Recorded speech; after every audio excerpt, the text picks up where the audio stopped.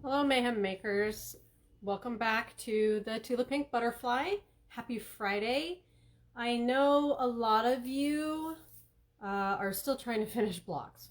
I don't blame you. There's a lot of blocks to do, right? Probably still working on some of the circle ones. Most likely all the 130 some half square triangles may still be tying you up. That's okay. Don't worry. This week and next week, we're going to focus on how to put this quilt together.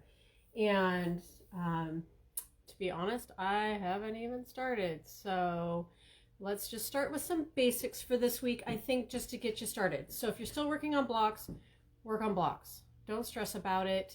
Remember, you'll be able to come back to these videos and refer back to what I've told you. If you're not doing it till weeks down the road even, because we'll have them on YouTube and in this group. So don't stress out if you're not ready, because I'm not ready. What else is new?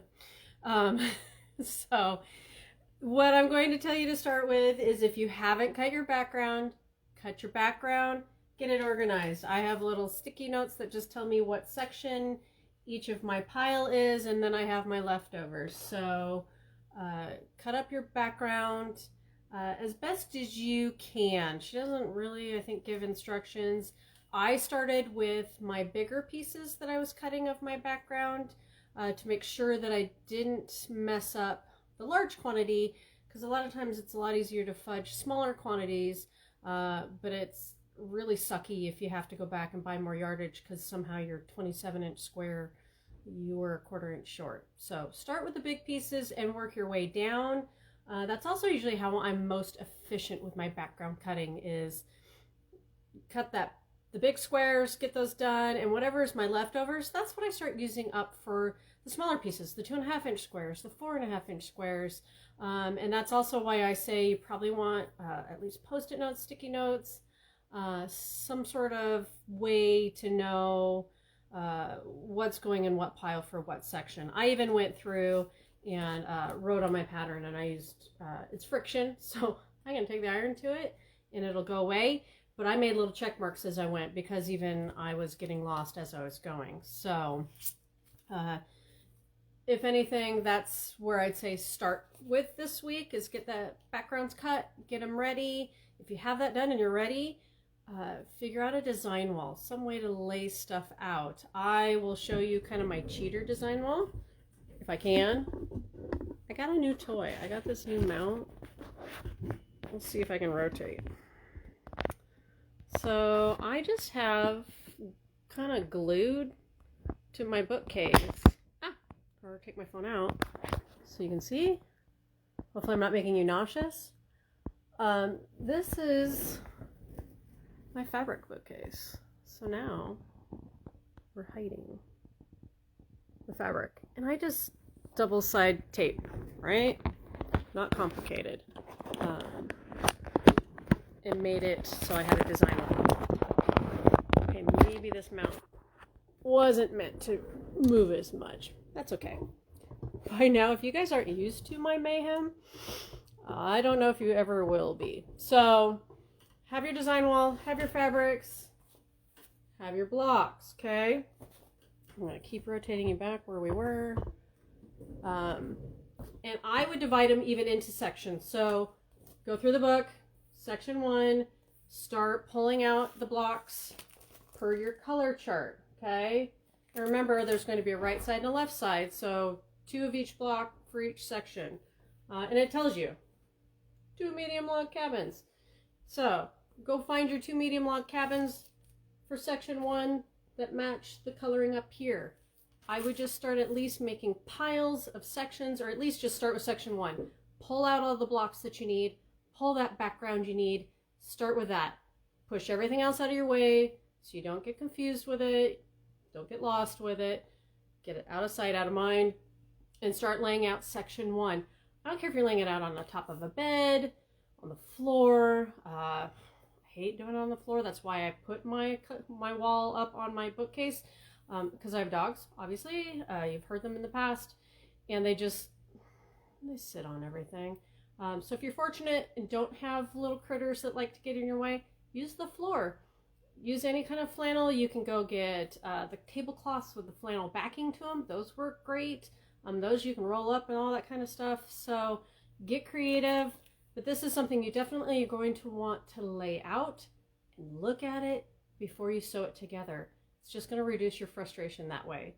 So bare minimum, just prepare yourself for section 1.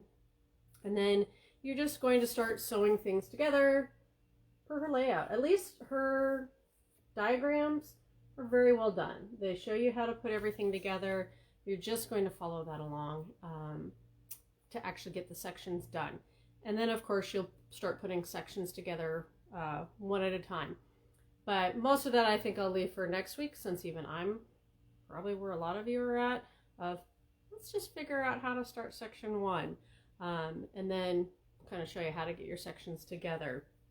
So otherwise, nothing fancy, no special real tricks, just get organized. That's going to be the key to making sure that you have all the blocks, the right blocks, and that you like them.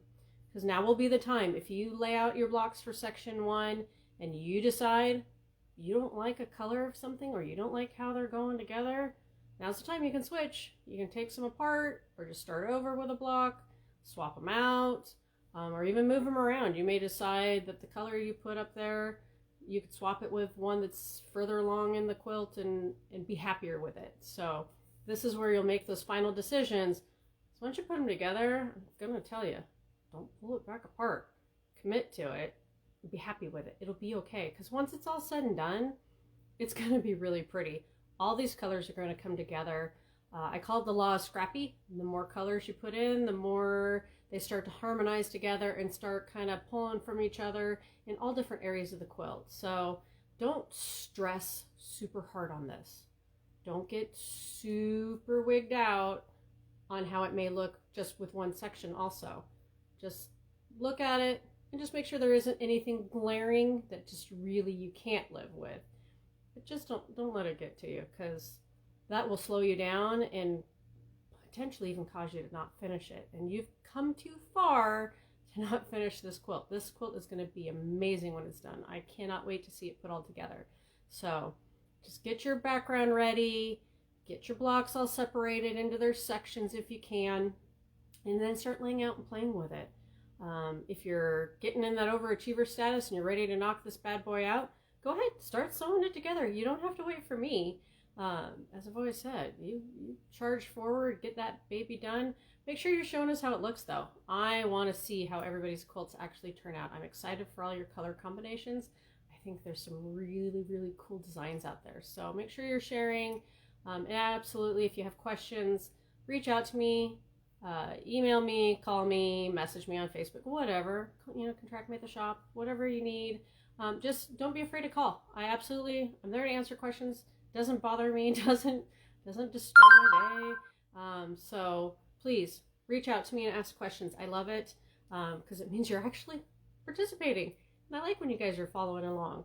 And that's really where this week's going to be. So super easy as far as it's just going to be organizing. And then if you feel like sewing, go ahead and sew. Otherwise, next week is really where I'll focus on the true putting it together and getting it done for the holidays. I don't promise we'll have it done for the holidays, but that'll be the focus of actually assembling it and getting it done. So hopefully you're not all freaked out yet. We can do this. We got this. Just get it all ready, get it organized. We can do this. All right. So you guys have a great weekend and happy stitching.